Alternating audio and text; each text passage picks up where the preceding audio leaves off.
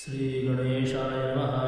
ॐ भद्रं कर्णेभिः शृणुयाम देवा भद्रं पश्येमाक्षभिर्यजत्राः स्थिरैरङ्गैस्तुष्ट्वांसस्तनूभिर्व्यशेम देवहितं यदायुः।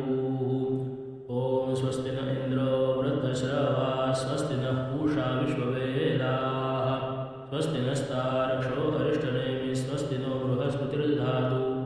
ॐ सहनावतु सहनौ भुनक्तु सह वीर्यं करवावहै तेजस्विनावधीतमस्तु मा विद्विषावहै।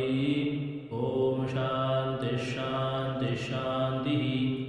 ॐ नमस्ते गणपतये त्वमेव प्रत्यक्षं तत्त्वमसि त्वमेव केवलं कर्तासि त्वमेव केवलं धर्तासि त्वमेव केवलं हर्तासि त्वमेव सर्वं खल्विदं ब्रह्मासि त्वं साक्षादात्मासि नित्यं मृतं वच्मि सत्यं वच्मि अवत्वं माम् अववक्तारम् अवश्रोतारम् अवदातारम् अवधातारम् अवानुचानमोशिष्यम् अवपश्चात्तात् अवपुरस्तात् अवोत्तरात्तात् अवदक्षिणात्तात् अवचोर्ध्वात्तात् अवाधरात्तात् सर्वतो मां पाहि पाहि समन्तात्।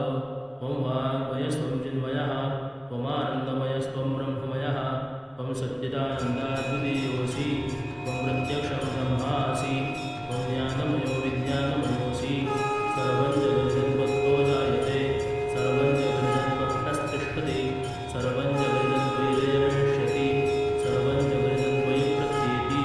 त्वं भूमिरापो नलो निलोर्वः त्वं चत्वारि वाक्पदानि त्वं गुणत्रयातीतः त्वं देहत्रयातीतः त्वं कालत्रयातीतः त्वं मूलाधारस्थितोऽसि नित्यं त्वं शक्तित्रयात्मकः वायुविनो ध्यायन्ति नित्यं त्वं ब्रह्मा त्वं विष्णुस्त्वं रुद्रस्त्वं इन्द्रस्त्वं अग्निस्त्वं वायुस्त्वं सूर्यस्त्वं